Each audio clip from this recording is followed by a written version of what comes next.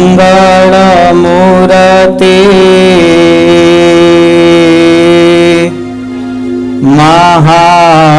મહાપ્રભુ શ્રી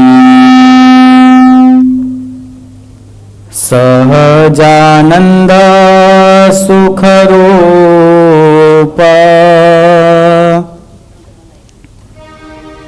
ભક્તિ ધર્મ સુત શ્રી હરિ સમરુ સદાયનુપ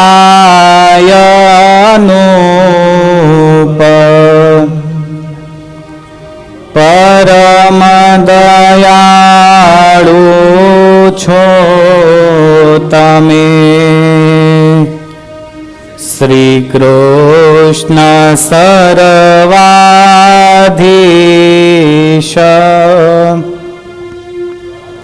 પ્રથમ તમને પ્રણમો નમો વારંવાર શીશ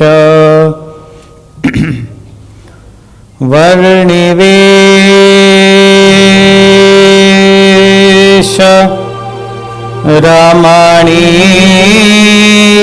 દર્શનમ મંદહા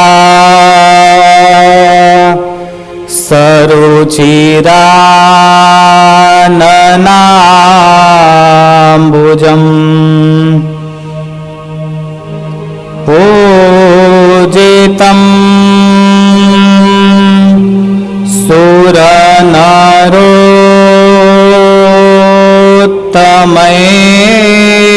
સુરનરોત્તમૈર્મુદા ધર્મનંદનામહં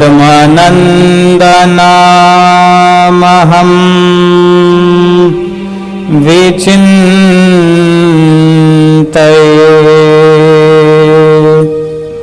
ધર્મનંદનમહં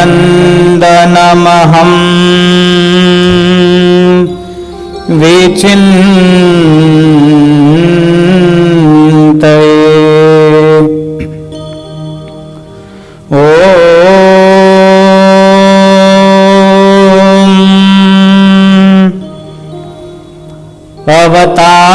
અવતારિણે શ્રી સ્વામિનારાયણાય નમો નમઃ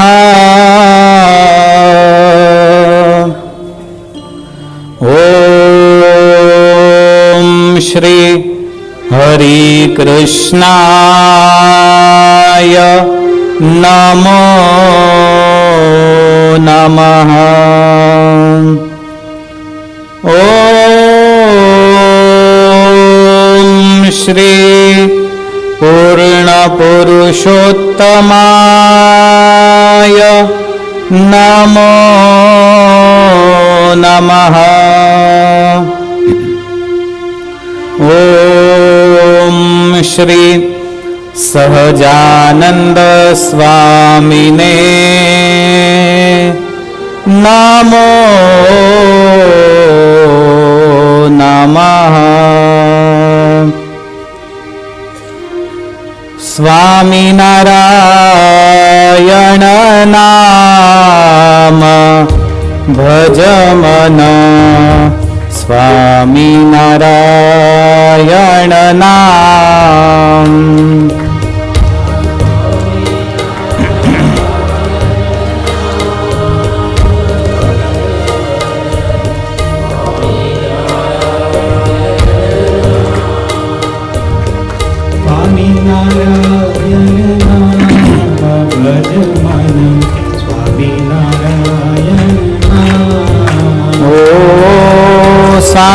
સ્વામિનારાયણ નામ ભજ મન સ્વામિનારાયણ નામ સ્વામિનારાયણ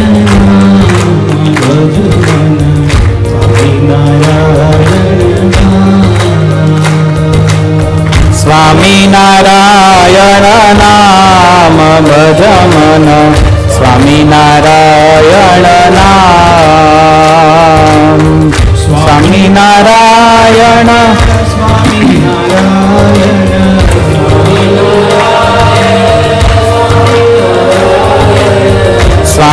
નારાયણ સ્વામી નારાયણ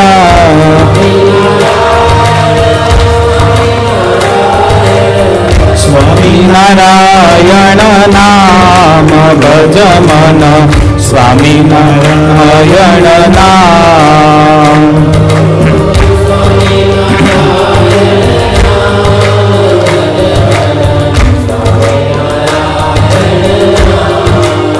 સ્વામી નારાયણ સ્વામી નારાયણ સ્વામી નારાયણ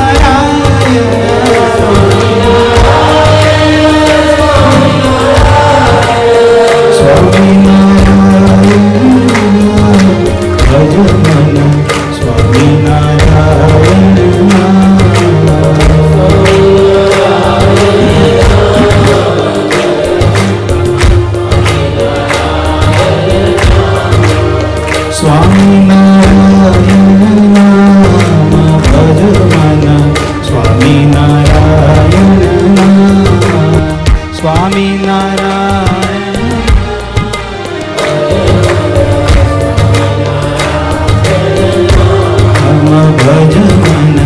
સ્વામિનારાયણ નામ ભજ મન સ્વામિનારાયણ નામ ભજ મન સ્વામિનારાયણ નામ.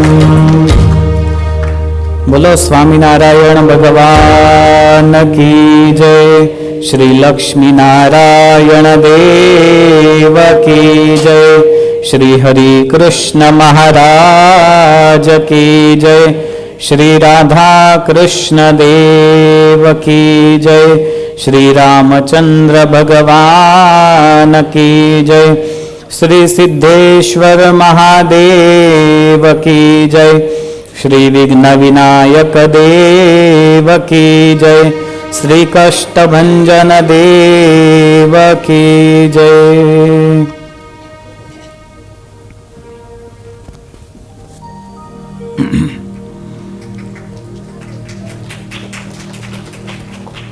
સર્વોચ્ચ તીર્થક્ષેત્ર શ્રી વડતાલ ધામ એની પ્રતિશાખા એટલે અમેરિકાની આ ધરતી ઉપરનું એક મંદિર શ્રી સ્વામિનારાયણ મંદિર વડતાલ ધામ પેલેટાઇન શિકાગોમાં વિરાજમાન. સૌ હરિભક્તોના સંકલ્પ પૂર્ણ કરતા એવા શ્રી હરિકૃષ્ણ મહારાજ, શ્રી લક્ષ્મીનારાયણ દેવ, શ્રી રાધાકૃષ્ણ દેવ, સીતારામજી, વિઘ્ન વિનાયક દેવ અને કષ્ટભંજન દેવના ચરણોમાં સૌથી પહેલા વંદન કરીએ. સભામાં ઉપસ્થિત અનેક વર્ષોથી અમેરિકાની આ ધરતીને સત્સંગનું સિંચન કરાવતા સંપ્રદાયના મૂર્ધન્ય વિદ્વાન, પ્રાતસ્મરણીય, પ્રાતઃ વંદનીય ગુરુવર્ય સદગુરુ શાસ્ત્રી ભક્તિ પ્રકાશદાસજી સ્વામી,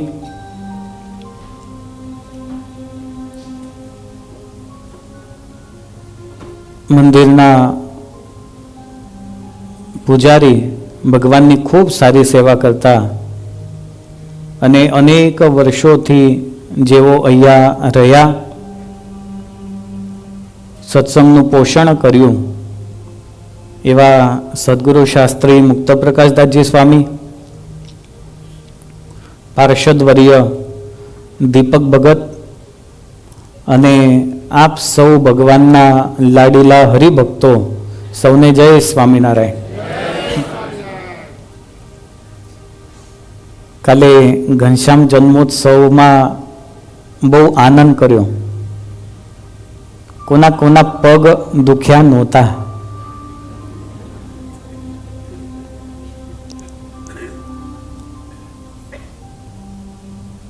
બધાના જ દુખ્યા નહોતા, કારણ કે ભગવાનના આનંદમાં આપણે બધા મગ્ન થયા હતા.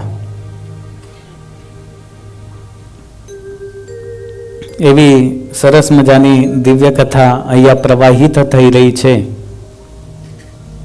ભગવાનના 6ઠ્ઠા વાર્ષિક પાટોત્સવ નિમિત્તેની. મને તો કાલે જોઈને એક આશ્ચર્ય થયું કે આ બધા વડીલ હરિભક્તો પણ નૃત્યમાં સામેલ થયા હતા. એમાં ખાસ કરીને અર્જુનભાઈ, આ વિજયભાઈ હોય કે રમેશભાઈ હોય કે પેલા કનુદાદા ચોકસી આજે લગભગ નથી દેખાતા, પણ એ બધા પણ એમાં સામેલ થયા હતા. લગભગ બધા જ હરિભક્તો અહીંયા ઉપસ્થિત છે કે જેમને ભગવાન સાથે અતૂટ નાતો છે, પ્રેમનો સંબંધ છે. એ બધા જ એ આનંદમાં મગ્ન થયેલા હતા. મજા આવી ને કાલે? વાહ!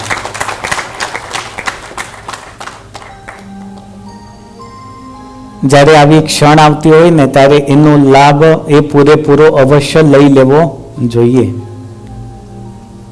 કાલે આપણે જાણે અમેરિકા શિકાગોની ધરતીમાં ન બેઠા હોય અને છેક ભારત જઈને છપૈયામાં આપણે બેઠા હોય એવી દરેક હરિભક્તોને પ્રતીતિ થતી હતી.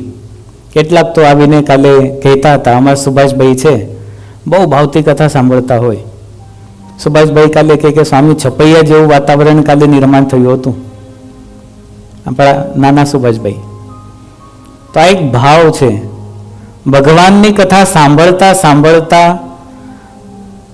ભગવાનની સાથે ઓતપ્રોત થઈને એ કથા જે સ્થળમાં થઈ હોય એવી પ્રતીતિ થાય ત્યારે આપણને ચોક્કસ ભગવાન સાથેનો પ્રેમ છે એ ત્યાં સિદ્ધ થઈ જતું હોય છે. આમ તો ભગવાનનું પ્રાગટ્ય એ ક્યારે થયું?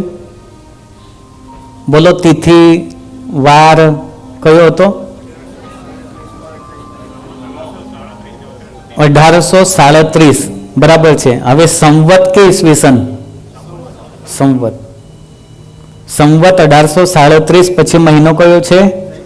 ચૈત્ર સુદ શુક્લ. અને તિથિ કઈ છે? નોમ. વાર કયો છે? સોમવાર. એ દિવસે ભગવાનનું પ્રાગટ્ય થયું. પછી તો એટલા દિવ્ય ચરિત્રો છે, એટલા મધુર ચરિત્ર છે કે એની કોઈ આપણે કલ્પના ન કરી શકાય. એવા ભગવાનના મધુર ચરિત્ર છે. ભગવાન બાલ્ય સ્વરૂપ ધારણ કરીને આવતા હોય ત્યારે ભગવાનના એ સ્વરૂપના દર્શન કરવા માટે બધાને તત્પરતા હોય. મુક્તો પણ દિવ્ય સ્વરૂપે, દેવો પણ દિવ્ય સ્વરૂપે આવતા હોય કે ભગવાનનું પ્રાગટ્ય કેટલું સરસ થયું. એ ભગવાનના બાળપણના સ્વરૂપ એના દર્શન કરવા માટે બધા જ આવતા હોય. આજે છપૈયાની ધરતી એ ભગવાનનું પ્રાગટ્ય થવાથી પુલકિત થઈ છે. તમે બધા છપૈયા ગયા છો? ગયા છો? કોણ કોણ ગયા છો છપૈયા? લગભગ બધા ઘણા ગયા છે. કેટલું કેટલું નાનું ગામ છે હવે છપૈયા. તમે જુઓ, નકશામાં એકદમ ટીપા જેવડું આવે કે ન પણ આવે એટલું નાનું ગામ છે. જો કદાચ વર્ષો પહેલા ભગવાન સ્વામિનારાયણ ત્યાં પ્રગટ ન થયા હોત તો આજે આપણે છપૈયા નામ અહીંયા બોલતા હોત. ભગવાન સ્વામિનારાયણનું પ્રાગટ્ય થયું અને સંપૂર્ણ વિશ્વમાં એ છપૈયા ગામ અજરામર બની ગયું. ભગવાનના પ્રાગટ્યનો મહિમા આ છે. એવી દિવ્ય છપૈયાની ભૂમિ છે. ભગવાન શ્રી હરિનો નામકરણ સંસ્કાર થયો. હવે આમ તો ભગવાનને ઘનશ્યામ મહારાજ પણ કહેતા. એના પછી માર્કંડેય મુનિ આવ્યા, એમને હરિકૃષ્ણ એવા નામ રાખ્યા છે. નામકરણ સંસ્કાર છે ને આપણા 16 સંસ્કારમાંનો એક સારો સંસ્કાર છે. તમે બધા અમેરિકામાં રહો છો કોઈ જન્મે એટલે સીધું એનું નામ, નો તિથિ, નો વાર, નો મુહૂર્ત. આપણે તો એવું કરતા નથી ને, આપણે એવું જોઈએ છે. નામ રાખવું એ નામકરણ સંસ્કાર કહેવાય. હવે ભગવાનના નામ તો કેટલા બધા છે. ત્યાં કંકોત્રી ગવાય છે ગુજરાતમાં, હરિ તારા નામ છે હજાર, લખવી કંકોતરી, રોજ રોજ બદલે મુકામ, કયા ગામે લખવી કંકોતરી. ક્યારેક અક્ષરધામમાં હોય, ક્યારેક બીજા લોકમાં ગયા હોય, ક્યારેક અહીંયા હોય, ક્યારેક ત્યાં હોય. હવે કોઈ કહે કે મારે લગ્નની પત્રિકા લખવી છે, તો ક્યાં લખવી? તો આપણે અહીંયા પેલે ટાઈમમાં સંકલ્પ સિદ્ધ હરિકૃષ્ણ મહારાજ છે ત્યાં લખીને મૂકો, પહોંચી જાય. અને એવા સરસ ભગવાન આપણને પ્રાપ્ત થયા કે જેને આપણે ગણના ન કરી શકીએ. એ આસ્વાદ માણીએ મૂર્તિનો. કેટલી સરસ મજાની આંખો છે, કેટલા સરસ મજાના ભગવાનના સ્વરૂપના પ્રત્યેક અંગ છે. અને આવું દિવ્ય સ્વરૂપ લગભગ ક્યાંય તમને જોવા મળશે નહીં. વડતાલ ધામ, પેલેટાઇન, શિકાગોના દર્શન અતિશય અદ્ભુત દર્શન હોય છે. આમે અહીંયા રહીએ ને તમે અહીંયા રહો છો એટલે નથી. અહીંથી જ્યારે દર્શન મોકલાતા હોય ને ત્યારે ઇન્ડિયામાં ઘણા હરિભક્તોના સ્ટેટસ ઉપર આ દર્શન મુકાયેલા હોય. અને ખાસ કરીને એક વાત અવશ્ય કહેવી પડે કે પૂજ્યપાદ મહારાજ શ્રી એમને આ હરિકૃષ્ણ મહારાજ પ્રતિષ્ઠિત કર્યા. અને બીજી વાત કે આપણા મંદિરના નિર્માણ કરતા સદગુરુ શાસ્ત્રી ભક્તિ પ્રકાશદાસજી સ્વામી 9 થી 8 વખત અર્જુનભાઈ રાજસ્થાન ગયા. મૂર્તિનું કામ થતું હતું ત્યારે. એકદમ સરસ કામ થવું જોઈએ. હવે ગુજરાતથી કે મહારાષ્ટ્રથી રાજસ્થાન જવું હોય ને તો મિનિમમ 4 દિવસનો સમય આવા જવાનું લઈને જવું પડે. તો આટલા પ્રત્યક્ષ અને આટલા સુંદર હરિકૃષ્ણ મહારાજ આપણને જ્યારે પ્રાપ્ત થયા હોય ત્યારે એક વખત તો આપણે શાસ્ત્રીજીને પણ ખરેખર વધાવવા જોઈએ. ત્યાર પછી અન્નપ્રાશન સંસ્કાર થયો, કર્ણવેદ સંસ્કાર થયો, ચૌલ સંસ્કાર થયો, વિદ્યારંભ, યજ્ઞોપવિત ઇત્યાદિ સંસ્કાર થયા છે. એ કથામાં આપણે બહુ જવું નથી. ભક્તિ માતાનો અક્ષરવાસ એ સંવત 1848ના કારતક સુધી 10મીને દિવસ એટલે કે 5 નવેમ્બર છે અને 1791ની સાલ છે. શનિવારનો દિવસ હતો.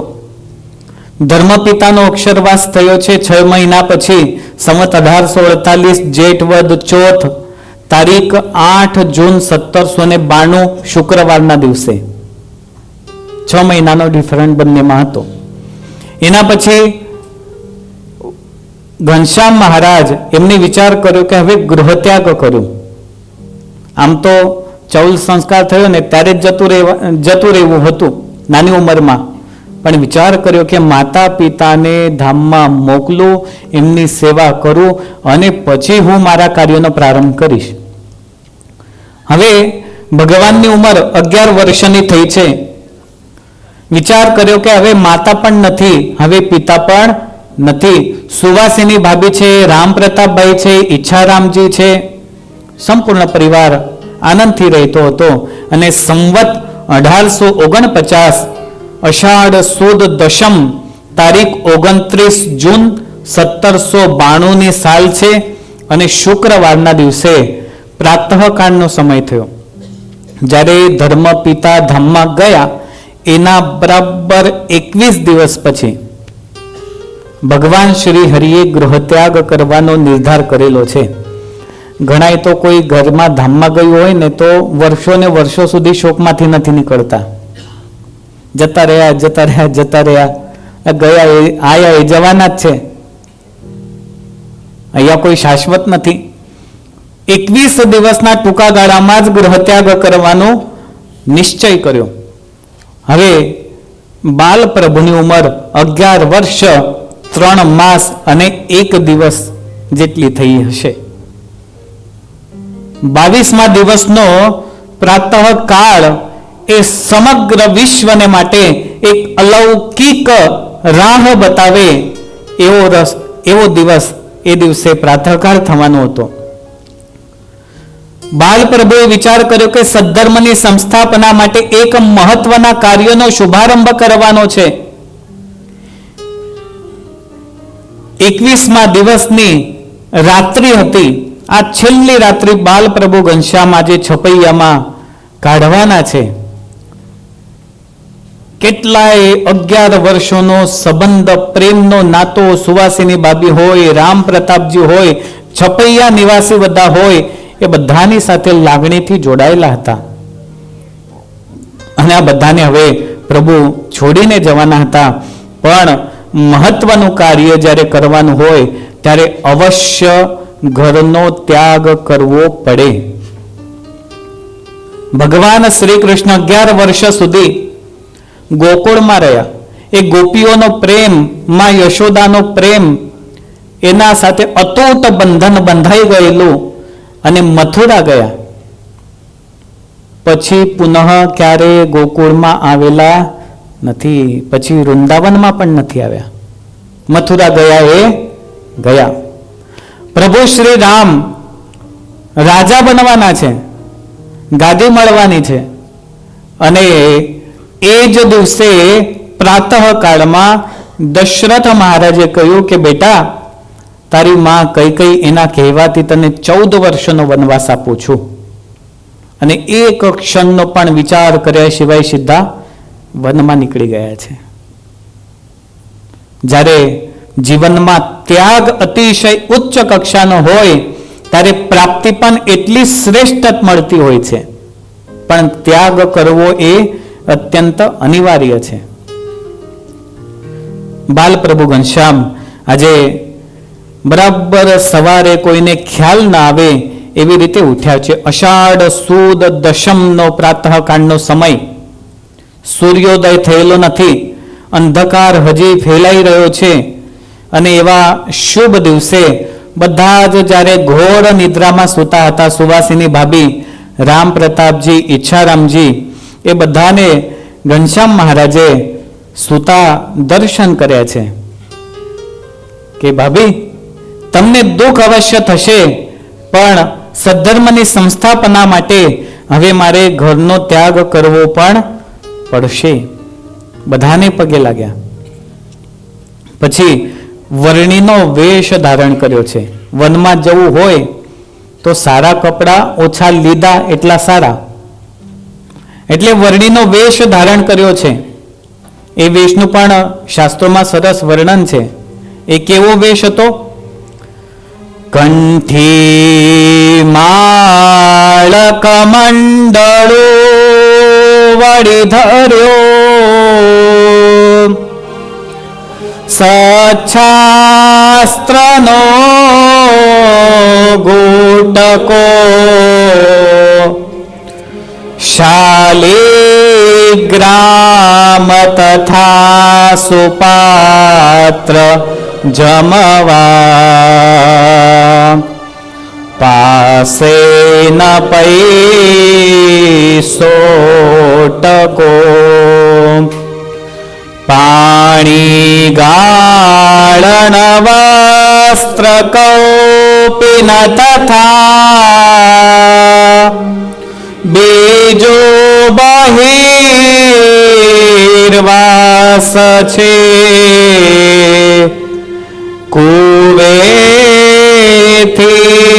જળ કાઢવા સુતરની, દોરી હરી પાસ છે. એવો સરસ મજાનો વેશ વર્ણિનો પ્રભુએ ધારણ કર્યો છે. કેવો? કંઠી માળ કમંડળું વળી ધર્યો, સચ્છાસ્ત્રનો ગોટકો. ગળામાં તુલસીની કંઠી છે. તુલસીની કંઠી સિવાય ક્યારે પણ રહી શકાય નહીં. હાથમાં કમંડળું, પલાશનો દંડ, સચ્છાસ્ત્રનો ગુટકો. ગુટકો એટલે શું? મરાઠીમાં ગુટકો શબ્દ એને બીજો અર્થથી લેવાય છે. ગુટકો એટલે મરાઠીમાં પેલી પડીકી આવે ને એને ગુટકા કહેવાય. દાને દાને में केसर का दम, ખાવો માણિકચંદ, એ બધી એડ થતી હોય. તો એ બધું હોય ને એને ગુટખા કહેવાય છે. પણ આ ગુટકો એટલે જુદું. એક નાનકડી ડાયરી જેવું કે પાના હોય, એની અંદર સત્શાસ્ત્રનો સાર લખેલો હોય કે ભાગવતનો સાર આટલો છે, રામાયણનો સાર આટલો છે, વેદોનો સાર આટલો છે, એને ગુટકો કહેવાય છે. વર્ણિરાજે આ પણ પોતાની સાથે લીધું છે. એક શાલિગ્રામ લીધા છે, એક પાત્ર લીધું, ગરણું લીધું, માથે જટા છે, કૌપિન છે, નીલકંઠ વર્ણિનું અદ્ભુત સ્વરૂપ આપણે હમણાં જોયું. કૌપિન છે, ઉપર ધોતિયું છે, મૃગ ચર્મ છે, સૂતરની દોરી છે. આ બધો જ પોતાની સાથે સામાન લીધો અને હવે બાલ પ્રભુ ઘનશ્યામ ઘરમાંથી નીકળે છે. સૌને પહેલા તો વંદન કર્યા છે કે માફ કરજો, મને ખ્યાલ છે કે તમને અવશ્ય દુઃખ થશે, પણ વનમાં જવું એ પણ અત્યંત જરૂરી છે. એમ કરીને ગ્રહત્યાગ કરતા જ્યારે નીકળ્યા છે ત્યારે ઉંબરાને પગે લાગ્યા છે. જૂના જમાનાની પરંપરા હતી કે કોઈ ઘરમાંથી બહાર જાય ને એટલે ઉંબરાને પગે લાગે. મંદિરમાં કોઈ જાય ને એટલે મંદિરના બહારનું જે દ્વાર હોય ને ત્યાં પગે લાગીને પછી અંદર એન્ટર થાય. કેટલાક તો એવા હરિભક્તો હોય કે મંદિરની બહાર જે રજ પડી હોય ને એ પોતાના માથે ચડાવે છે. એનો બહુ મહિમા છે. મંદિરની રજ કેટલા હરિભક્તો આવતા હોય, ન જાણે કે કોઈ બીજા સ્વરૂપમાં પોતે ભગવાન આવી ગયા હોય, દેવતાઓ આવી ગયા હોય ભગવાનના દર્શન માટે, તો એ રજ કણ પોતાના માથે જો ચડાવે તો એનાથી પણ આ શરીરની સાર્થકતા થતી હોય છે. ભારતમાં તો કેટલા એવા દાખલા થયા છે કે વડતાલ મંદિરની વાળેલી રજ એમને શરીર ઉપર કોડ થાય એના પર દરરોજ લગાડી અને કોડ દૂર થઈ ગયા હોય. આ જોબન પગી અમથા ભગવાનની ચરણ રજ દરરોજમાં પ્રસાદમાં લેતા હતા. જોબન પગીનું એક વખતનું જીવન આપણે ગયા વખતે રવિવારે સાંભળી જોબન પગીની કથા. એક વખતનું જીવન દરરોજ રજ પોતાના ભોજનમાં લે, કેટલું અદ્ભુત કહેવાય. આપણે રજ કદાચ લઈ ના શકીએ તો જય સોમનારાયણ. પૂજ્ય લાલજી ભગત એમનું આગમન થયું છે. તાળીઓથી વધાવીએ ભગતજીને. ત્યાં કેમેરામાં આવે છે. જય સોમનારાયણ.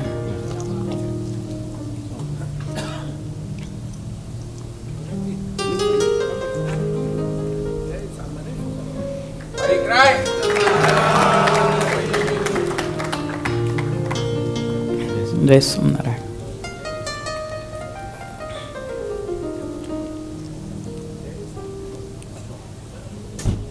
આપણે રજની વાત કરતા હતા ને ભગવતજીનું આગમન થયું.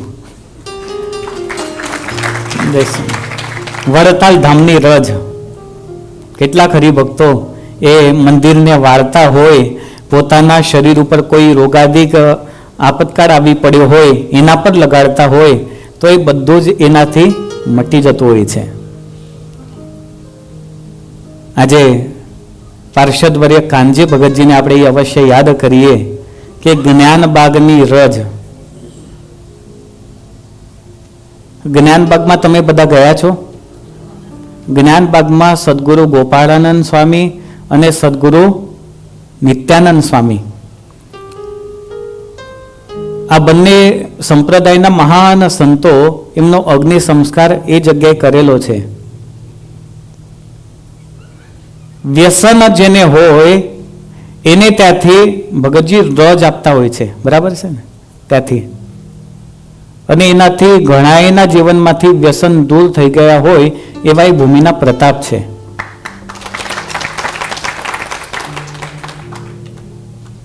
जिसने जिंदगी में और नशा किया हो कभी वड़ताल जाके वड़ताल का नशा तो करके देखो. એ ભૂમિનો પ્રતાપ એવો છે. આજે બાલ પ્રભુ પોતે ચરણ રજ મસ્તકે ચડાવે છે ને ગૃહત્યાગ કરે છે. કથા તો બહુ વિસ્તૃત છે, પણ આપણે આગળ જઈશું.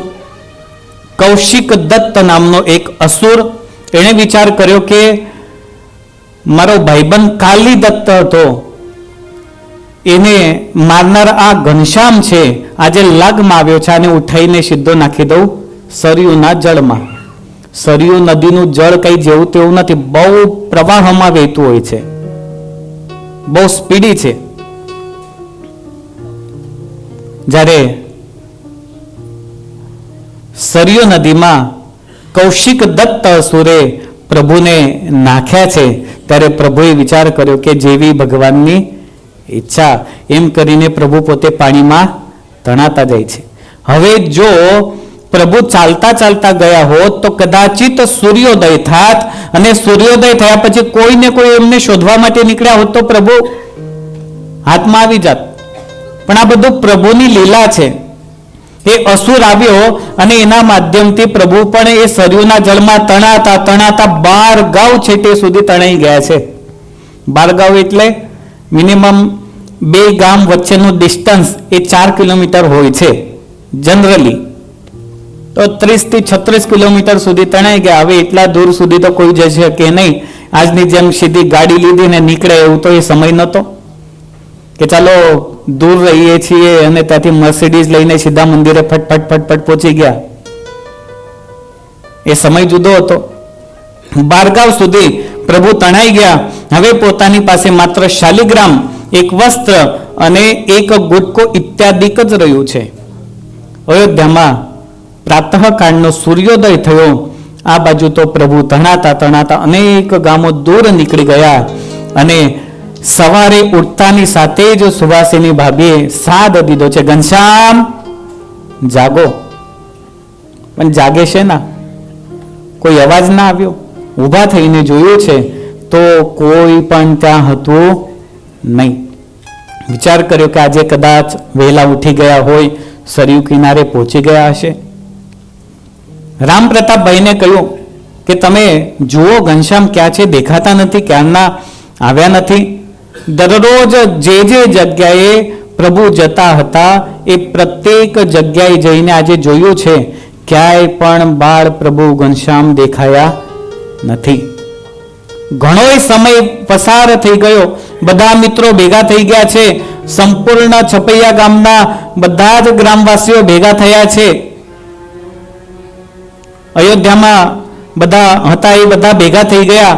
રામ પ્રતાપજી ત્યાં વિલાપ કરવા લાગ્યા છે. સુવાસિની ભાભી તેઓ પણ વિલાપ કરવા લાગ્યા છે. કેવો પ્રસંગ, અત્યંત દુઃખદ પ્રસંગ હતો કે આટલા વર્ષ સુધીનો નાતો બધા જ અયોધ્યાવાસીઓ, બધા જ છપૈયાવાસીઓની સાથે જોડાયેલો એ નાતો આજે બાળ પ્રભુ દેખાતા નથી, ક્યાં ગયા હશે?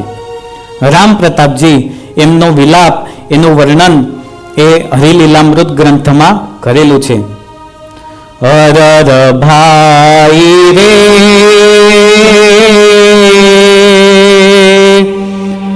ક્યાં તમે ગયા, દિલ થકી તજી કે મારે દયા, તમ વિનાય મે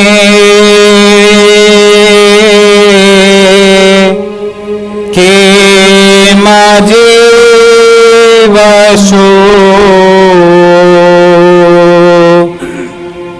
નવ વિચાર્યું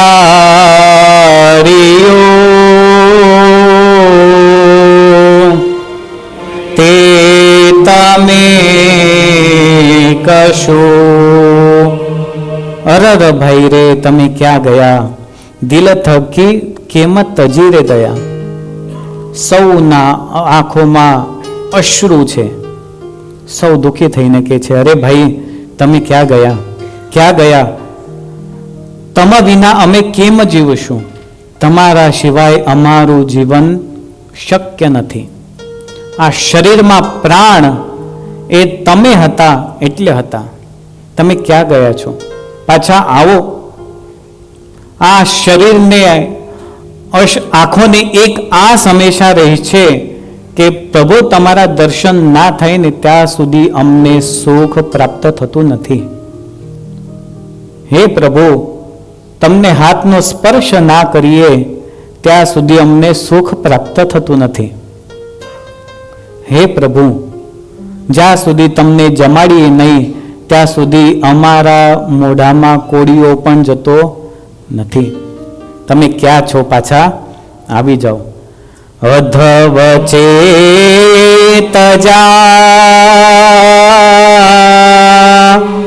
સિંધુમાં તમે ઉગરશું હવે કે મારે અમે સુખ દશા મને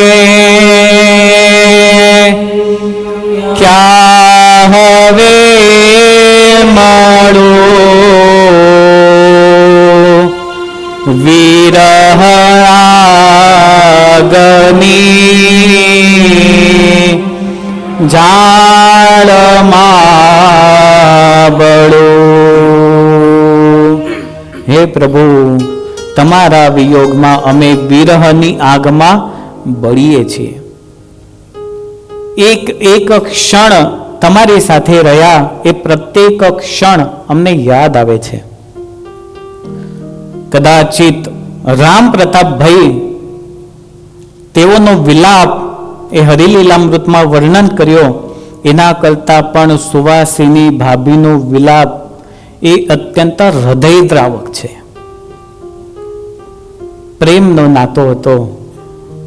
એક એક વાત સુવાસિની ભાભીને યાદ આવે છે અને એ વર્ણન કર્યું છે હરિલીલામૃતમાં. એનું પણ સરસ વર્ણન કરેલું છે. આપણે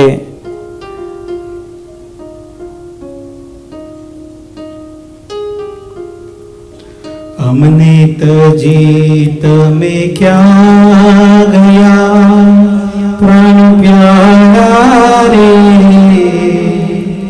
આવા કઠણ થયા છો કે દિયજી મારા રે. આવી રીતે દુઃખ આપ્યું પ્રાણ પ્યારા રે, દયાવંતને ન ઘટે દિગરજી મારા રે. આ દુઃખ સહન થતું નથી પ્રાણ પ્યારા રે. હું તો ઈચ્છું છું દેહનો અંત યરજી મારા રે. આવો હરી એકવાર તો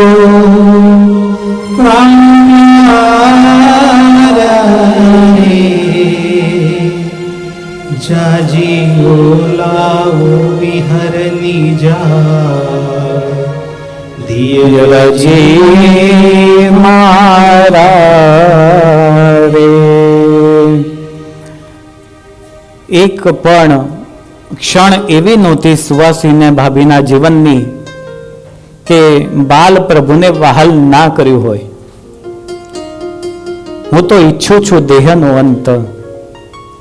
હે ઘનશ્યામ પ્રભુ, તમારા વિયોગમાં હું તો આ શરીરનો અંત ઈચ્છું છું. મારો આત્મા હે દિયરજી તમને યાદ કરે છે.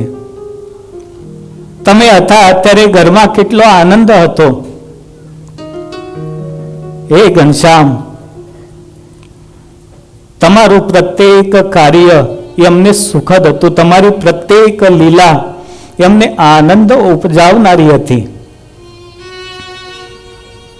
હે ઘનશ્યામ, અમે કદાચિત તમને ટોક્યા હોય, રોક્યા હોય, એનું કદાચિત તમને દુઃખ હોય ને, તો એ બધું અમને માફ કરી દો, પણ તમે પાછા આવી જાઓ. તમે મારી વીંટી લીધી હતી એ ભૂલી જાઓ. તમને કદાચિત કઈ દુઃખ આવી પડ્યું હોય તો અમને એક વાર તો કેવું હતું ને. આમ ઘર તજીને તમે નીકળી ગયા. એકાદ વાર અમારો સૌનો વિચાર તો કરવો હતો ને, અમારા જીવન કેમ ચાલશે? અમે તમારા સિવાય નથી રહી શકતા. તમને જમાડ્યા સિવાય અમે ભોજનનો, અન્નનો એક દાણો પણ અમારા મુખમાં મૂકતા નથી. તમારા સિવાય આ જીવવા અન્ન કેમ ગ્રહણ કરશે? નથી તમારો વિયોગ સહન થતો પ્રભુ. હે ધીરજી, તમે ક્યાં છો? પાછા તમે આવો, પાછા તમે આવો. સુવાસિની ભાભી પોતાનો વિલાપ વ્યક્ત કરે છે. ઈચ્છારામભાઈ તો નાના હતા, તેમનાથી પણ સહન થતું નથી કે મારા ભાઈ એ ક્યાં ગયા. આજે સંપૂર્ણ અયોધ્યામાં એક શોકમય વાતાવરણ નિર્માણ થયેલું છે. કોઈએ પણ પ્રાતઃકાળે આ જગ્યાએ જવાનું છે, આ કાર્ય માટે જવાનું છે, કોઈને કશું યાદ આવતું નથી. બસ એકમાત્ર ઘનશ્યામ પ્રભુ ક્યાં હશે? ચારે બાજુ શોધો ખોળ કર્યા પછી ક્યાંય ઘનશ્યામ દેખાયા નથી. આ બાજુ બાલ પ્રભુ ઘનશ્યામને ખ્યાલ આવ્યો કે બધા જ બહુ દુઃખી થયા છે, એટલે હનુમાનજી મહારાજ સાથે સંદેશો મોકલાવેલો છે. શું સંદેશો મોકલાવ્યો? તેણે કહેલી હરિની મુખ વાત કીધી, દેખી દુખી સ્વજન ધીરજ ખૂબ દીધી. જય ગુજરાત રચશે હરિધામ જાવે, તેડાવશે સ્વજન નિજ વાસ ત્યારે. પ્રભુએ કેવડાવ્યું કે તમે કોઈ ચિંતા કરશો નહીં, અમે સુખદ છીએ. અમે અત્યારે વનવાસ કરવા માટે નીકળ્યા છીએ, અમે યાત્રા માટે નીકળ્યા છીએ. ગુજરાતમાં જઈને અમે મોટા મોટા ધામોની રચના કરાવીશું, ત્યારે તમને સૌને ત્યાં તેડાવી લઈશું. અમે સુખદ છીએ. આવો મેસેજ જ્યારે બધા અયોધ્યાવાસીઓને મળ્યો છે ત્યારે બધાને આનંદ થયો કે ના, પ્રભુ અત્યંત આનંદમાં છે ને ખુશ છે. એટલે સૌએ થોડીક ધીરજ અને હિંમત આવી છે કે બાળ પ્રભુ હજી છે અને વન વિચરણમાં નીકળ્યા છે, યાત્રાએ નીકળ્યા છે. આજે વન વિચરણની પ્રથમ રાત્રિ એ પ્રભુએ એક વડલા નીચે વિતાવી છે. જેને કાયમ ને કાયમ ઘરમાં રહેવાનું હોય એને વૃક્ષની નીચે કેમ રહેવાતું હશે એ આપણે કોઈ દિવસ અનુભવ કર્યો છે? કદાચિત તમે વડીલ છો અને ગુજરાતના કોઈ ખેતરમાં વૃક્ષની નીચે તમે સૂતા હશો ને, તો ત્યાં તમારી પાસે ગાદલા હશે કે ચટાઈ હશે, પણ બાળપ્રભુ પાસે શું હતું? કશું જ નહીં. એ પાંદડા મૂક્યા હોય એના પર પ્રભુ એમને એમ સૂઈ ગયા હોય. આજની તો તમને ભગવાને એટલું સુખ આપ્યું ને કે બેડરૂમમાં એક ઓશિકાથી ના ચાલે. નો, આઈ વોન્ટ સેકન્ડ પિલો. 2-3 તો જોઈએ, એકથી ના ચાલે. હવે બાળ પ્રભુ ઘનશ્યામે ઓશિકું એક કયું લીધું હશે? ગાદલું રૂનું નહીં, આટલું જાડું હોય તો જ ચાલે. પણ વનવાસમાં આ બધું જ પ્રભુ સહન કરતા કરતા લોધેશ્વર મહાદેવ સૌથી પહેલા આવ્યા છે. ત્યાંથી નૈમિષારણ્યમાં આવ્યા છે, સહેજપુરમાં નીલકંઠ વર્ણી આવ્યા છે, બરેલીમાં આવ્યા છે, ત્યાંથી નારદવનમાં પ્રવેશ કરેલો છે અને પછી ઉત્તરાખંડમાં પ્રભુએ પ્રવેશ કરેલો છે. હવે કોણ થયા છે? નીલકંઠ વર્ણી. ગંગા સમીપે હરિદ્વારમાં પ્રભુ આવ્યા છે અને એનું વર્ણન બહુ સરસ કર્યું છે. ઉલ્લંઘી મોટો વનવાટકેરો ક્ષુધાદિ સંકષ્ટ સહી ઘણેરો વીતી ગયા વાસર કૈક જારે યા હરિદ્વાર દયાળુ ત્યારે. હરિદ્વારમાં હવે પ્રભુ આવે છે. હરિદ્વાર ગયા છો? હવે આ તમને બધાને એટલા માટે પૂછું છું કે ગઈકાલે આપણે ક્યાં હતા અને આજે તો યાત્રા કરવાની છે બેઠા બેઠા. એમ વિચાર કરવાનું કે અમે પેલા ટાઈમમાં નથી, અમે અમેરિકામાં, અમે તો નીલકંઠ વર્ણીની સાથે સાથે યાત્રામાં જોડાઈ ગયા છીએ.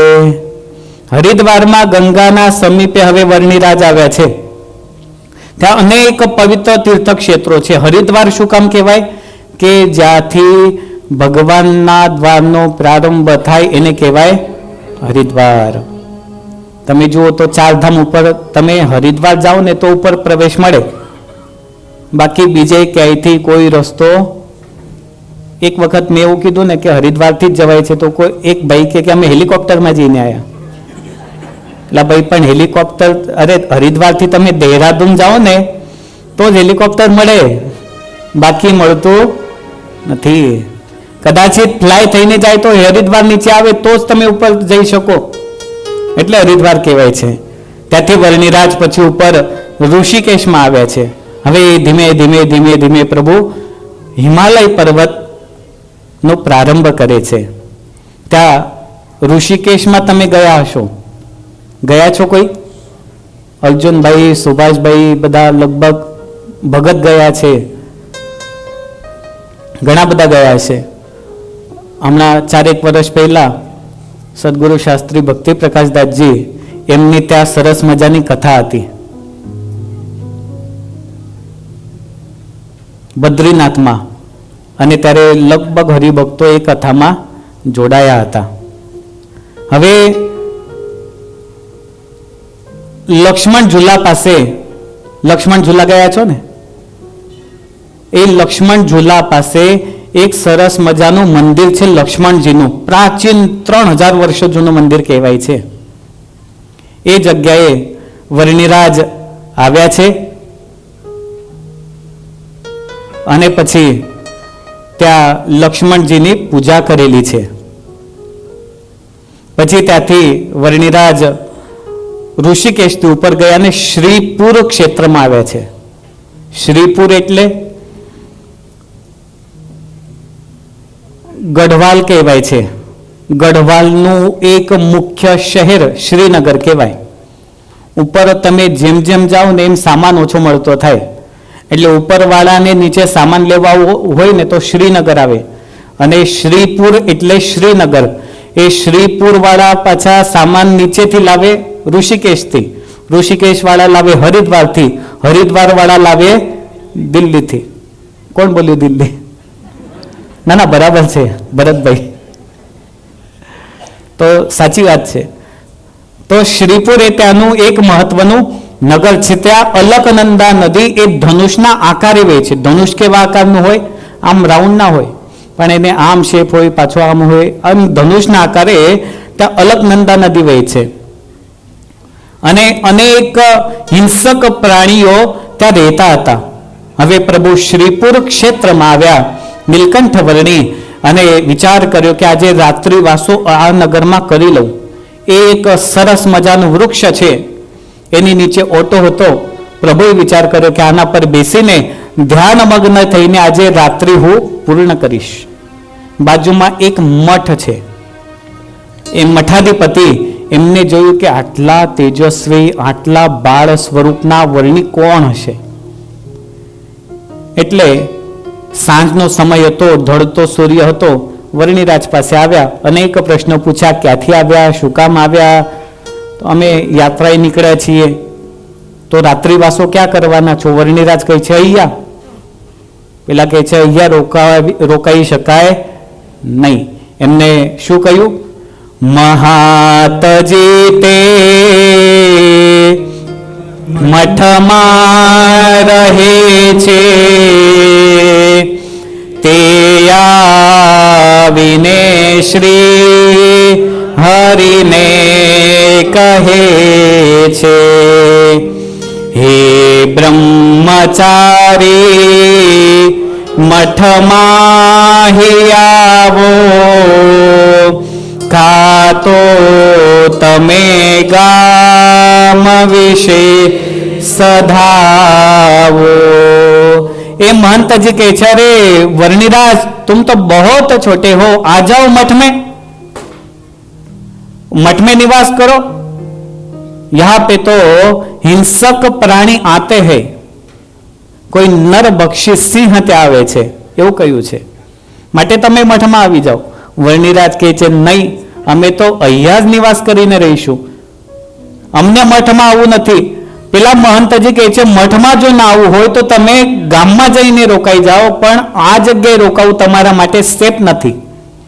વર્ણિરાજ કહે છે કે આ આકાશ અમારું છત્ર છે, આ ધરતી અમારું ગાદલું છે, આ પ્રકૃતિ અમારું સંરક્ષણ કરે છે, પછી અમારે શેની બીક? આ બધું જ અમારું છે, અમે નિર્માણ કરેલું છે.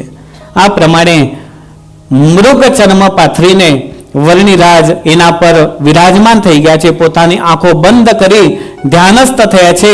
રાત્રિનો સમય. ત્યાં મઠાધિપતિને ચિંતા હતી, વર્ણિરાજને તો સેજ પણ ચિંતા નથી આગળ શું થવાનું, પણ પેલા મહંતને ચિંતા છે. એટલે રાત્રે ધીમે ધીમે બારી ખોલીને જુએ, આ શું કરે છે બાળક, આ શું કરે છે બાળક. હવે એક બાજુ છે ને વર્ણિ હટ છે ને બીજી બાજુ જોગી હટ છે. બંનેમાં મહંતની ચિંતા હતી. વર્ણિરાજ તો એ અલમસ્ત ફકીરની જેમ બેઠા છે અને ધ્યાનમગ્ન થયા છે, પ્રભુનું ધ્યાન કરે છે. મધ્યરાત્રિનો સમય થયો. દરરોજના સમય પ્રમાણે એક અલમસ્ત કેસરી જેવો સિંહ કે જે નરબક્ષી હતો એ ત્યાં આવે છે. એને જેવી ત્રાડ નાખી એટલે બધા સચેત થઈ ગયા કે સિંહ આવ્યો. જે બહાર હતા બધા ઘરમાં જતા રહ્યા, પ્રાણીઓ બધા છુપાઈ ગયા. વર્ણિરાજ તો હજી એમને એમ સ્તબ્ધ બેઠા, શાંત બેઠા છે. મઠાધિપતિને સિંહની ત્રાડ સંભળાઈ અને સેજ બારી ખોલીને જોયો. બારી ખોલવાની પણ પૂરી હિંમત નહીં. સેજ બારી ખોલીને જોયું કે આ શું થશે, હવે આ જોવાનું છે. ધીમે ધીમે અલમસ્ત પેલો સિંહ ધીમે ધીમે ધીમે ધીમે આગળ આવ્યો. મહંતજી હતા, મઠાધિપતિ હતા, એના હૃદયના ધબકારા વધતા હતા કે હવે આ બાળકનું સ્વાહા થઈ જવાનું છે. જ્યાં જુએ છે એ સિંહ એ વર્ણિરાજની સમક્ષ આવ્યો. વર્ણિએ પોતાની આંખો ખોલી, જેવી બંનેની દ્રષ્ટિ એક થઈ અને જેમ ગાય શાંત થઈ જાય એમ પેલો સિંહ શાંત થઈને વર્ણિરાજની સામે બેસી ગયો છે. સ્વામિનારાયણ સંપ્રદાયના ઇતિહાસમાં આ અત્યંત શ્રેષ્ઠ પ્રસંગ લખાયો. મઠાધિપતિના જે ધબકારા વધેલા હતા એ શાંત થઈ ગયા. એને તો આશ્ચર્યથી જોવાની શરૂઆત કરી કે આ શું? જે સિંહ નરબક્ષી બની ગયો હોય એ કોઈને કદાપી છોડતો નથી અને આ બાળકની સામે એકદમ શાંત ગાયની જેમ આવીને બેસી ગયો. આ બાળક કોઈ સામાન્ય પુરુષ નથી. વર્ણિરાજ જ્યાં સુધી બેઠા છે ત્યાં સુધી એમને બેસી રહ્યો. પ્રાતઃકાળનો સમય થયો. મઠાધિપતિને તો આખી રાત ઊંઘ ન આવી. એને એમ થયું કે ક્યારે સૂર્યોદય થાય ને ક્યારે હું જઈને આ બાળકને મળું, આ વર્ણિને મળું. બહુ તેજસ્વી છે, આકર્ષક મનમોહક સ્વરૂપ છે. પ્રાતઃકાળે હું આને મળીને કહીશ કે તમે આ મઠમાં રોકાઈ જાઓ, આ મઠ તમને સોંપ્યો. સવારનો સમય થયો, સૂર્યોદય થવાનો હોય એના પહેલા પ્રભુએ સિંહને ઈશારો કર્યો કે જા, તું વનમાં હવે પાછો જતો રે. તને જોઈને અહીંયા બધા જ ગભરાશે. અહીંયા જો નાનકડી ગરોળી પણ આવે ને તોય આપણે ગભરાઈએ છીએ. કદાચિત તમે જુનાગઢ જાઓ ગીર પ્રદેશમાં, તો ત્યાં સિંહ તમારી સામે આવી જાય તો શું થાય? આમ સિંહ છે ને રાજા કહેવાય જંગલનો, પણ એ કોઈને જ્યાં સુધી તમે હળી ના કરો ને ત્યાં સુધી કશું કરે નહીં. પણ જો ભૂલે છો કે તમારા હાથમાં કેમેરાની સેલ્ફી સ્ટિક હોય ને, એને લાગે કે આ મને મારવા માટે જ છે, એટલે મૂકે નહીં પછી તમને. જ્યાં સુધી ભગવાનના આ સૃષ્ટિમાં આપણે પ્રેમ દર્શાવીએ છીએ ત્યાં સુધી પ્રેમ એ પશુઓ પણ આપણી સાથે અવશ્ય દર્શાવે છે. પ્રેમનો નાતો છે. એમને પણ આંખો જોઈને ખબર પડે કે આનાથી મને કોઈ ભય નથી. ગાય આપણી પાસે આવે તો વહાલથી આપણે એના પર હાથ ફેરવીએ છીએ. જો કસાઈ પાસે જાય તો ગાય પણ ગભરાય છે, કેમ કે એની આંખોમાં એને દુષ્ટતા દેખાય છે. આ પ્રભુએ પ્રાણીઓને પણ એક કળા આપેલી છે. આજે એ સિંહ વનમાં નીકળી ગયો, સવારનો સમય થયો અને મહંતે વર્ણિરાજને પગે લાગીને કહ્યું છે કે આ આશ્રમ તમને સોંપવાનો છે. વર્ણિરાજે ઇનકાર કરી દીધો. આ તો સ્ટાર્ટિંગ છે, હજુ અમારે તો બહુ મોટી યાત્રા કરવાની છે. આ શ્રીનગર છે ને એ ટિહરી ગઢવાલનું એક મુખ્ય શહેર છે. ત્યાં કમલેશ્વર મહાદેવ છે. આ નગર બહુ પ્રાચીન છે, પુરાણોમાં પણ આનો ઇતિહાસ લખાયેલો છે. ભગવાન શ્રી રામે અહીંયા કમલેશ્વર મહાદેવની પૂજા કરેલી છે. ક્યારેક નિરાતે તમને ટાઈમ મળે ને તો મહિનાની યાત્રા કરવા ઇન્ડિયાની નીકળી જવાનું. તમને જે દિવ્યાનુભૂતિ થશે ને દુનિયામાં ક્યાંય પણ થશે નહીં. કમલેશ્વર મહાદેવ એ ભગવાન શ્રી રામે પૂજેલા છે. એક વખત એવું હતું કે પ્રભુ શ્રી રામ ત્યાં કમળથી મહાદેવજીનું પૂજન કરતા હતા અને શિવજીને એવું થયું કે હું પરીક્ષા કરું, એટલે જેટલા કમળ હતા એમાંથી એક કમળ ગાયબ કરી દીધું. આપણે લગભગ 1.5-2 મહિના પહેલા અહીંયા કમળથી પૂજન કરેલું હતું લક્ષ્મીજીનું. હવે બધા ગણેલા હોય કમળ 108ની સંખ્યામાં. ઇન્ડિયાથી કમળ આવ્યા હતા 108 કમળ, અને એ ગણેલા કમળ હોય. હવે એમાંથી એક કમળ ઓછું થઈ ગયું. રામ પ્રભુ જ્યારે પૂજન કરતા હતા ત્યારે એક કમળ ઓછું પડ્યું.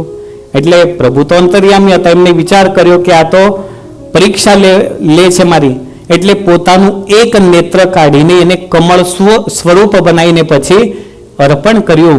અને ત્યારથી એ મહાદેવજીનું નામ કમલેશ્વર મહાદેવ થયું.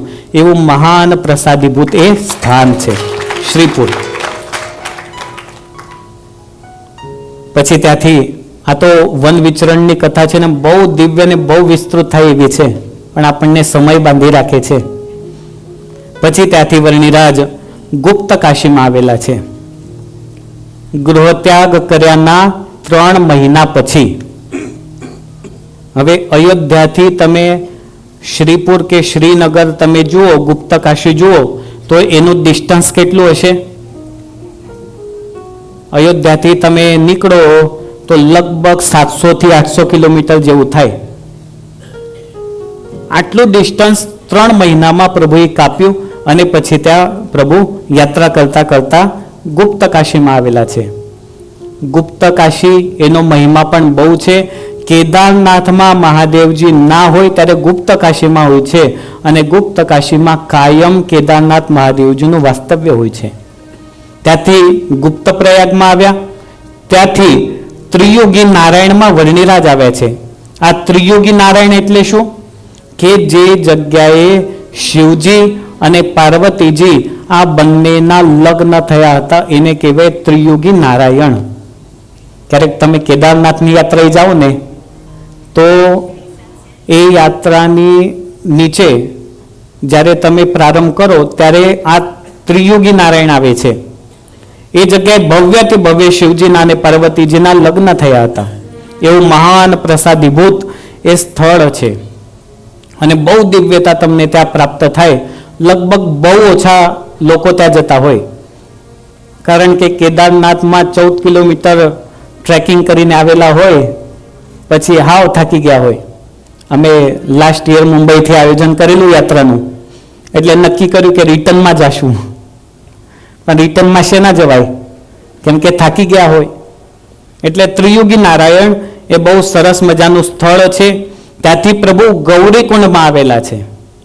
ગૌરીકુંડ એટલે એ જગ્યાએ પાર્વતીજીનો જન્મ થયેલો છે એવું મહાન પ્રસાદીભૂત સ્થળ છે. કેદારનાથની યાત્રાએ તમે જાઓ તો કેદારનાથ ટ્રેકિંગનો પ્રારંભ એ ગૌરીકુંડથી થાય છે. નીચે જાઓ તો ત્યાં કુંડ છે, ગરમ પાણીનું કુંડ છે, અને બહુ અદ્ભુત. એની અંદર તમે સ્નાન કરો ને તો તમારું બોડી એકદમ રિલેક્સ થઈ જાય એવું મહાન પ્રસાદીભૂત એક કુંડ છે, કારણ કે પાર્વતીજીનો જન્મ ત્યાં થયેલો છે એટલે ગૌરી કુંડ છે. પછી નીલકંઠવર્ણી પ્રભુએ ત્યાં આવ્યા અને ત્યાં ગૌરી કુંડમાં સ્નાન કરેલું છે. સ્નાન કર્યા પછી શાલિગ્રામને જળપાન કરાવ્યું અને હવે વિચાર કર્યો કે હવે અમે કેદારનાથ ટ્રેકિંગનો પ્રારંભ કરીશું. જવું બહુ સહેલું. કોણ કોણ ગયા છો? 4 ધામની યાત્રા હિમાલયની કોને કોને કરી છે? આમ બરાબર હાથ ઊંચો કરવાનો. હવે જે નથી ગયા એમને ક્યારે જવાનું છે?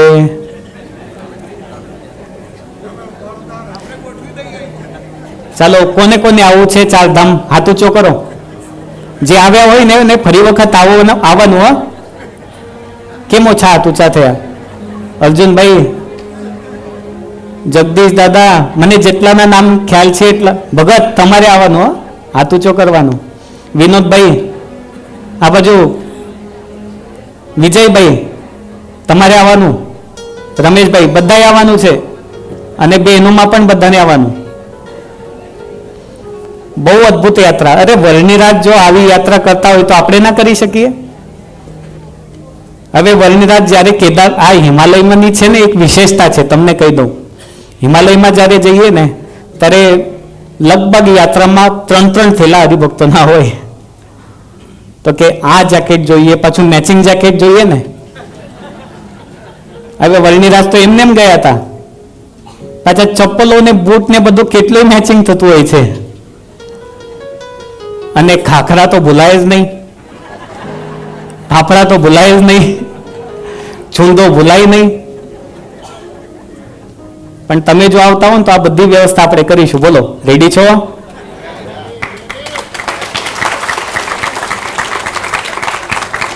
તો કરીએ પછી આયોજન. અત્યારે માનસિક યાત્રા તો કરી લઈએ, પછી તમે બધા તૈયાર થઈ જશો યાત્રા માટે. જ્યારે પણ કેદારનાથના ટ્રેકિંગ થતું હોય ત્યારે ગૌરીકુંડથી એની સ્ટાર્ટિંગ થાય. એટલે અમુક એરિયા સુધી ગાડી આવે, પછી તમારે થોડુંક ચાલવાનું છે, અને ગૌરીકુંડથી પ્રોપર તમારે ચાલતા જવું પડે. હવે લગભગ જેટલા હાથ ઊંચા કરે ને બધા હેલિકોપ્ટરમાં જવાવાળા હશે, પણ હેલિકોપ્ટરનો કોઈ ભરોસો હોતો નથી. ક્યારે કેન્સલ થઈ જાય, ક્યારે વેધર ખરાબ હોય એ પણ નક્કી ના હોય. અને પાછું એવું પણ હોય કે તમારા નામની ટિકિટ તો હોય, પણ ત્યાં જાઓ ને તો દેખાય જ નહીં ટિકિટ. એટલે બેટર છે કે આપણે ચાલવાનો પ્રયાસ કરીએ, કાં તો બીજા કોઈ વેથી આપણે જવાનો પ્રયાસ કરીએ. પણ જો બહુ જ શરીરમાં શક્તિ હોય ને તો પછી હેલિકોપ્ટર બેટર છે. પણ જીવનમાં એક વખત તો ચાલતા ચાલતા યાત્રા કરવી જોઈએ. આ તમે બધા તો આંગળી ઊંચી કરી, પણ તમારા દીકરાઓને ચાલવાની એજ છે એટલે એમને કહેજો કે જાઓ ચાલતા આવે, તમને હેલિકોપ્ટરમાં બેસાડી દઈશું. ગૌરીકુંડથી ટ્રેકિંગનો પ્રારંભ થતો હોય છે, અને બહુ સંખ્યામાં એ કેદારનાથમાં આજે પણ લોકો જતા હોય છે. કેદારનાથની કેડીએ આજે વર્ણિરાજ નીકળ્યા છે એનું વર્ણન હરિચરિત્રામૃત સાગરમાં કરેલું છે. ઓ કેદારનાથ મહાદેવ કેદારનાથ કર મહાદેવ જો બોલો. તાકો મંદિર બડો એક સો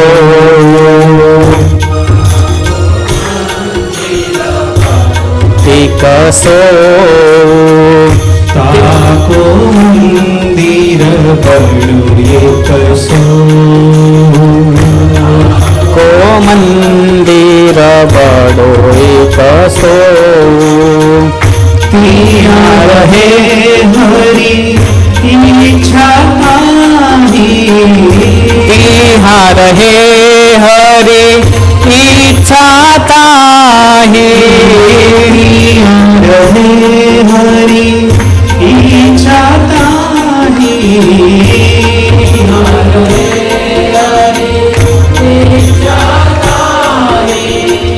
पीछे तहाँ से चले वाही पीछे तहाँ से पीछे तहाँ से चले वाही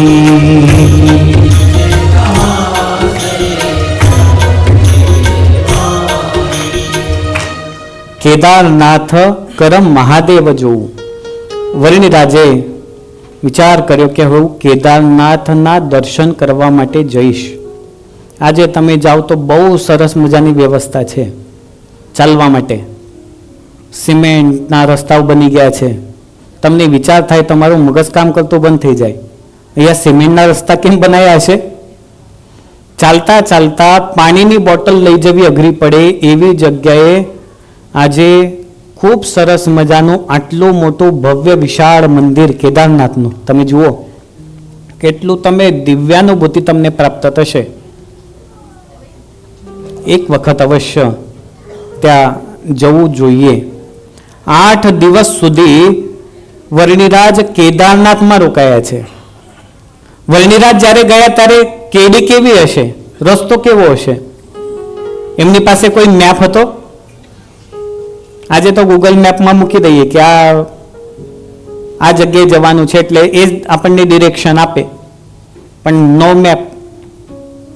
અને આટલી વિશાળ ભવ્ય યાત્રા વર્ણિરાજે કરી તો બોલો આપણે જે ભગવાનને વરેલા છીએ, જે ભગવાનના આશ્રિત થયા છીએ, એ આપણે સામાન્ય ભગવાનને વરેલા નથી.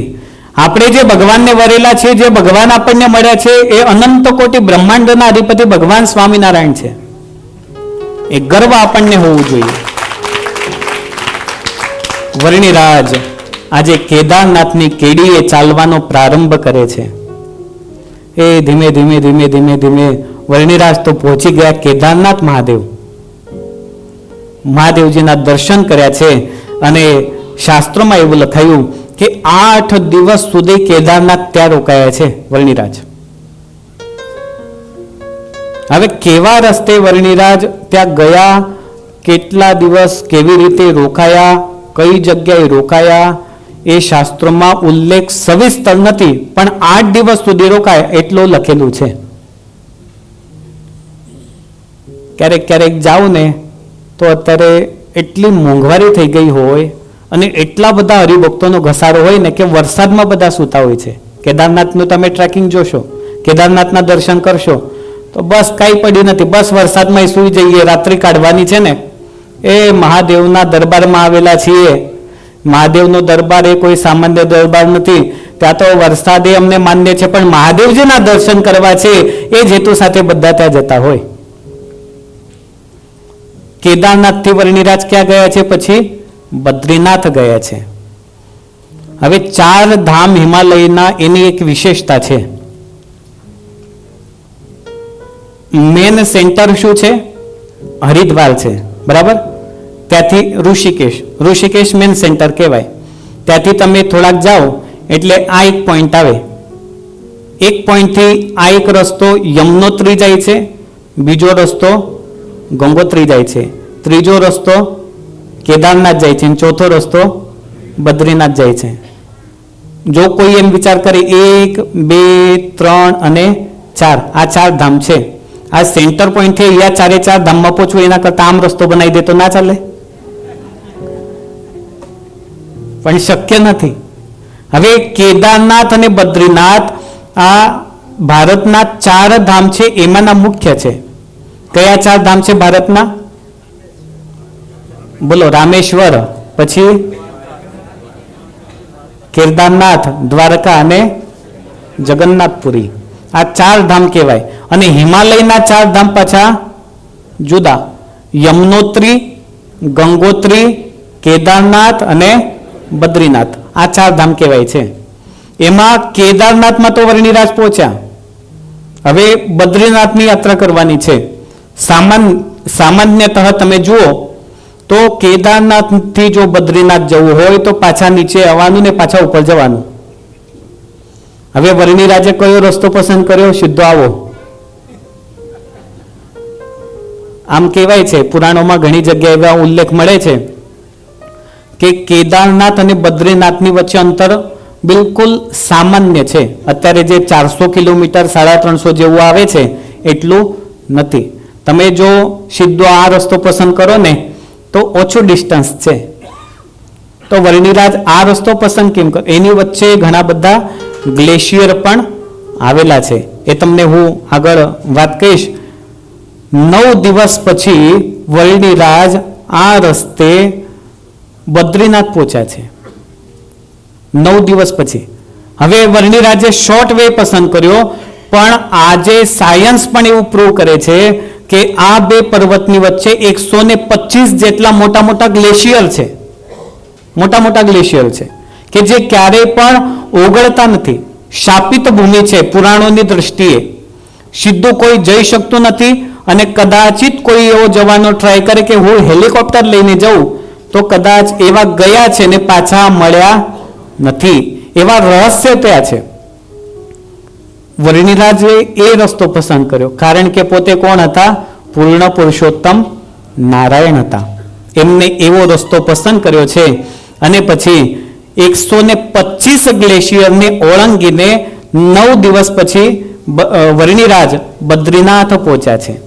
એ બદ્રીનાથનો મહિમા પણ બહુ અદ્ભુત છે.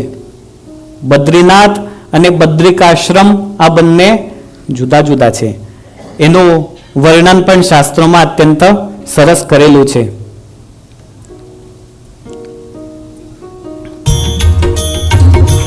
બદરીશ પાસ નદી ગંગા વહે સુરલોક વાસી પણ ચીકલ હે.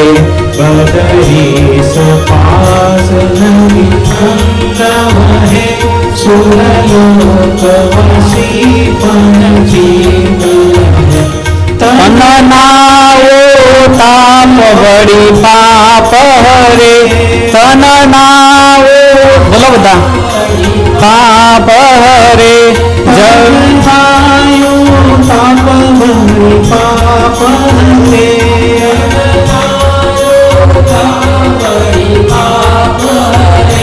જળથી પવિત્ર પરમાહી કરે.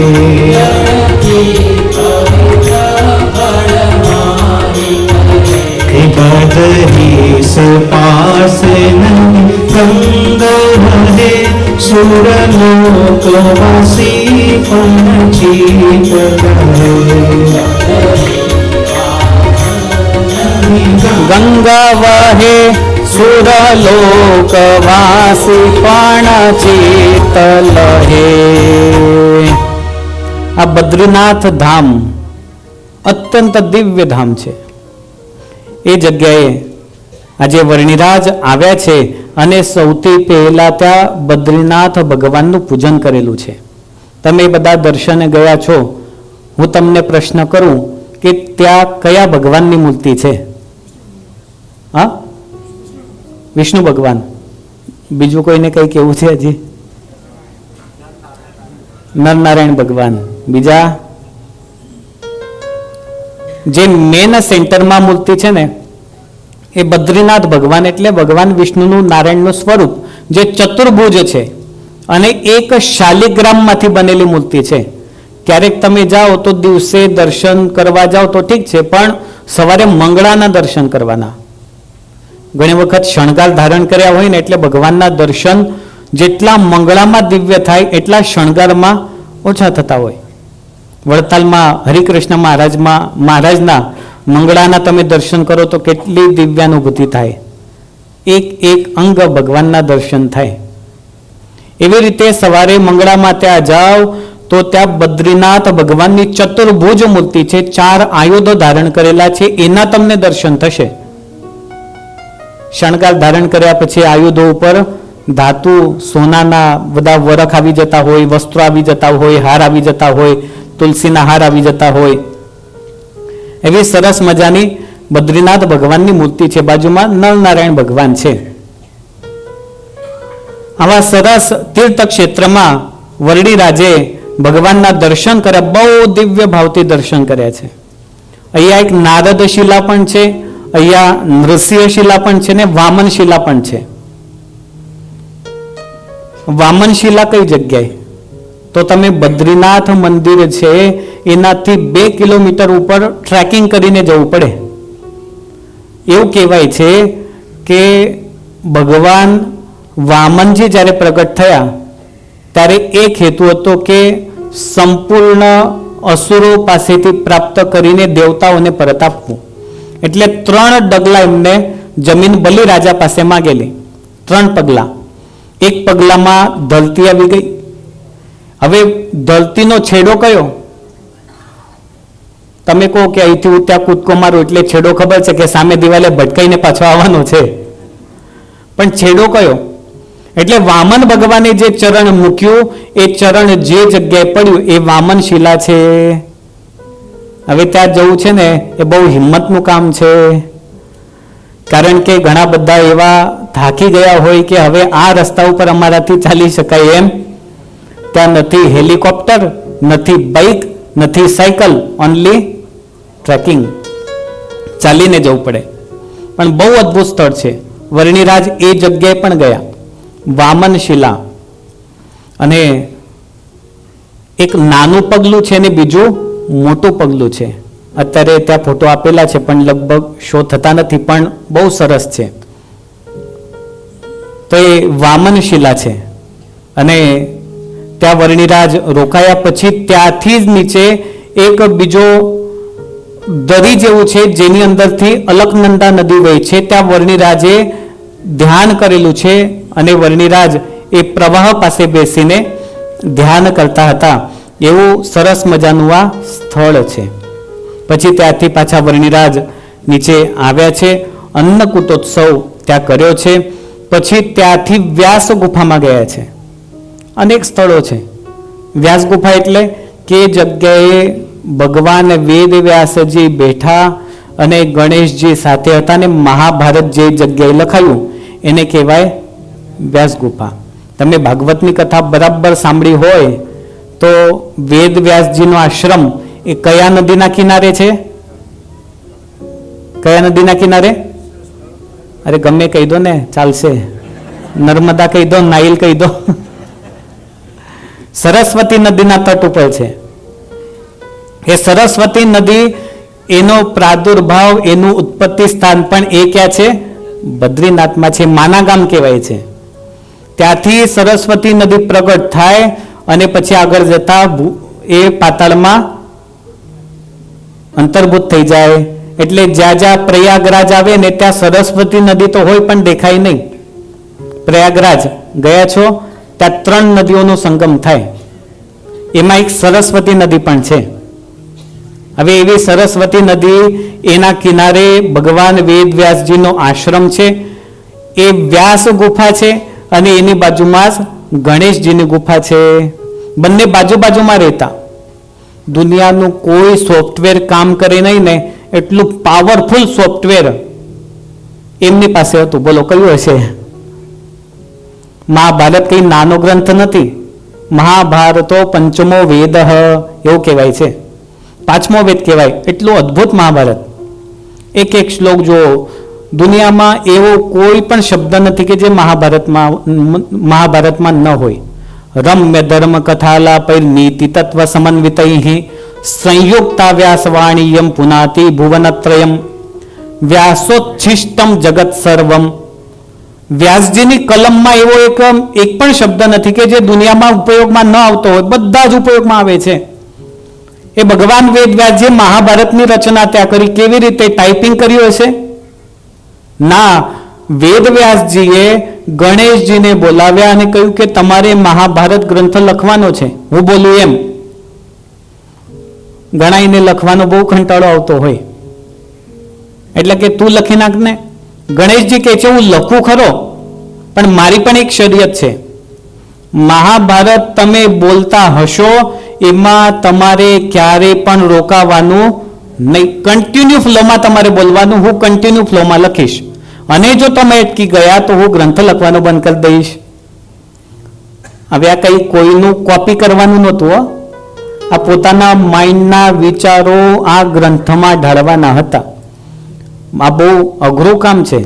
તમે કદાચ આપણા ભક્તિ પ્રકાશ શાસ્ત્રીજી એક ગ્રંથ લખેલો છે પરબ્રહ્મ તત્વ ચિંતન. બહુ અદ્ભુત ગ્રંથ છે. કોરોનામાં લગભગ 60 થી 70 જેટલા શાસ્ત્રોનો સાર એ વચનામૃત ગ્રંથને પુષ્ટિ કરે એવો આ ગ્રંથ છે. એટલે કહેવાનું તાત્પર્ય કે વિચારો લખવા અને કન્ટિન્યુ ફ્લોમાં લખવા એ બહુ કઠણ છે. વેદવ્યાસજી બોલતા જાય, ગણેશજી લખતા જાય, બોલતા જાય, લખતા જાય.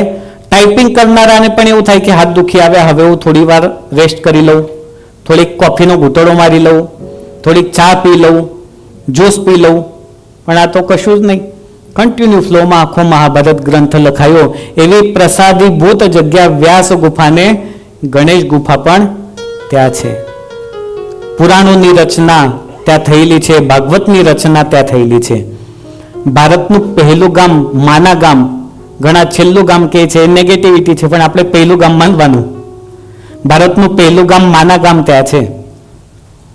એટલે ઘણા તો ખાલી ચા પીવા જાય છે.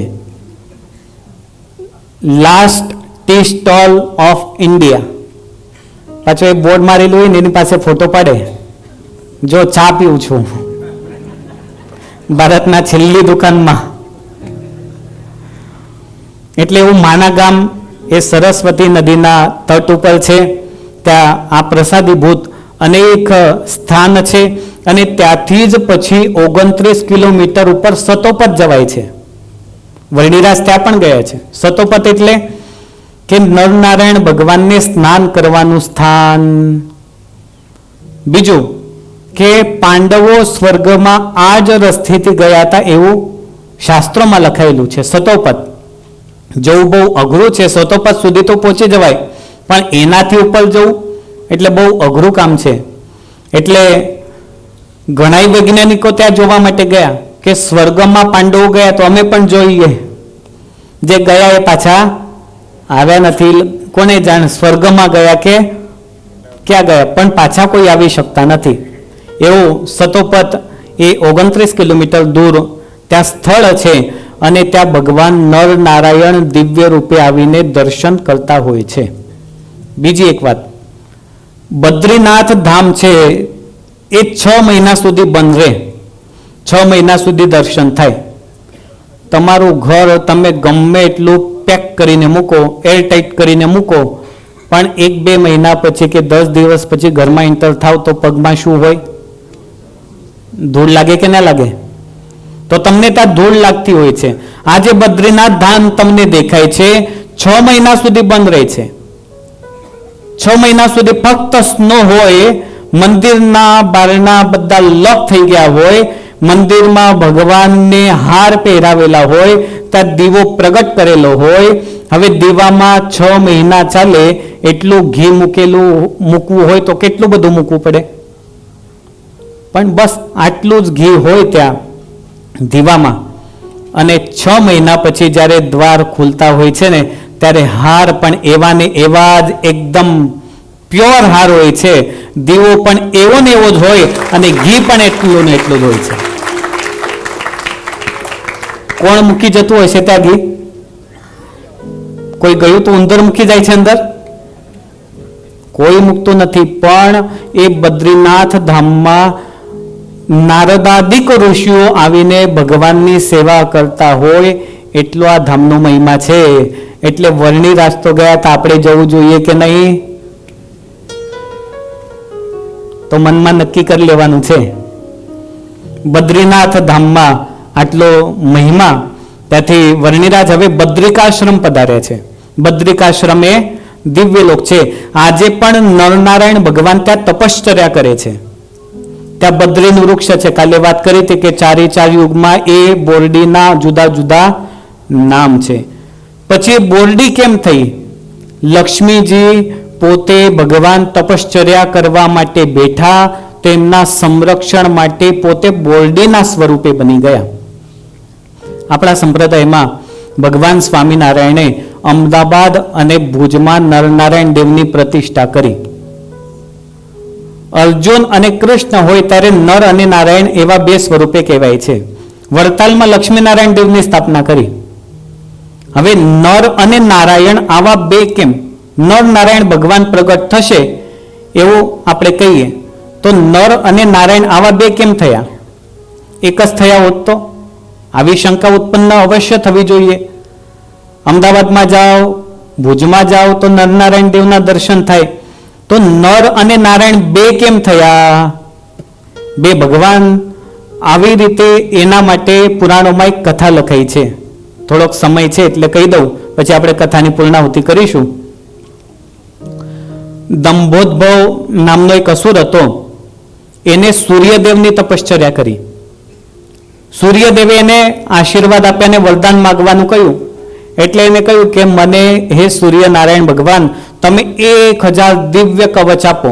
કવચ અહીંયા ધારણ કરી લે 1000, એટલે કવચને કોઈ તોડી જ ના શકે, અને કવચને કોઈ તોડે નહીં એટલે એનું મૃત્યુ પણ થાય નહીં. સૂર્યનારાયણ ભગવાન કહે છે કે તને 1000 કવચ તો આપું છું, પણ જેને 1000 વર્ષ તપશ્ચર્યા કરી હોય એ આ કવચને તોડી શકશે, અને જેને 1000 વર્ષ તપશ્ચર્યા કરી કવચ તોડ્યું એટલે એનું મૃત્યુ નિશ્ચિત થઈ જાય. હવે 1000 વર્ષ તપશ્ચર્યા કરે, એનું મૃત્યુ થઈ જાય, એક કવચ તૂટે તો પેલો મરવાનો છે. એની પાસે તો કેટલા હતા? 1000 કવચ હતા. સંપૂર્ણ વિશ્વમાં એનો ત્રાસ વ્યાપી ગયો. આવો વર જ્યારે પ્રાપ્ત થયો ત્યારે એને અભિમાન આવ્યું અને સહસ્ત્ર કવચ રાજા તરીકે પ્રસિદ્ધ થયો. આ જ અરસામાં ધર્મપિતા અને ભક્તિ માતાનો વિવાહ થયો, અને આ અસુરનો વધ કરવા માટે નર અને નારાયણ એવા બે સ્વરૂપે ભગવાનનું પ્રાગટ્ય થયું છે. બદ્રીનાથમાં, બદ્રિકાશ્રમમાં નર ભગવાન અને નારાયણ ભગવાન તપશ્ચર્યા કરવા માટે આવ્યા.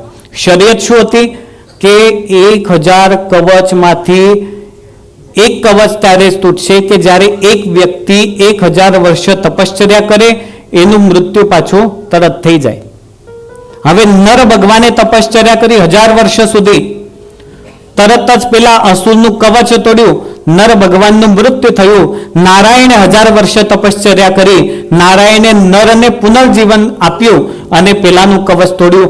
એમ કરતા કરતા અરસપરસ 1000 વર્ષ તપશ્ચર્યા કરતા કરતા 999 કવચ એના તોડી નાખ્યા. હવે એક કવચ એની પાસે હતું. એ ગભરાઈને સૂર્યનારાયણ ભગવાન પાસે ગયો. સૂર્યનારાયણ ભગવાનને કહે છે, તમે આપેલા બધા કવચ તૂટી ગયા, હવે આ એક કવચ બાકી છે, મને તમે સંરક્ષણ આપો. નરનારાયણ ભગવાન અને સૂર્યદેવ એ બંને સામે સામે આવ્યા. સૂર્યદેવ રાજી ના થયા. નારાયણ ભગવાને શાપ આપ્યો કે હે સૂર્યનારાયણ, તમે પણ અસુર સાથે ભાગીદારી કરી છે, એટલે તમે પણ આગલા જન્મમાં ભોગવશો.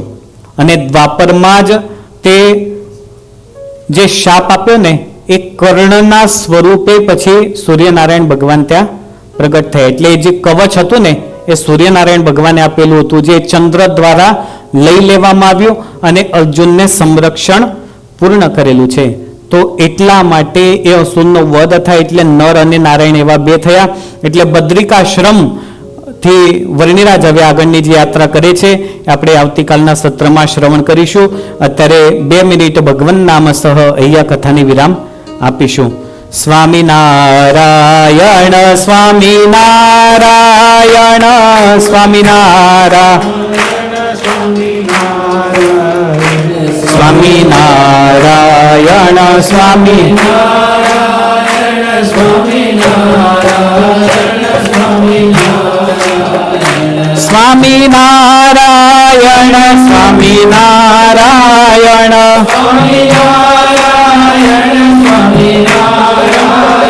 સ્વામિનારાયણ સ્વામિનારાયણ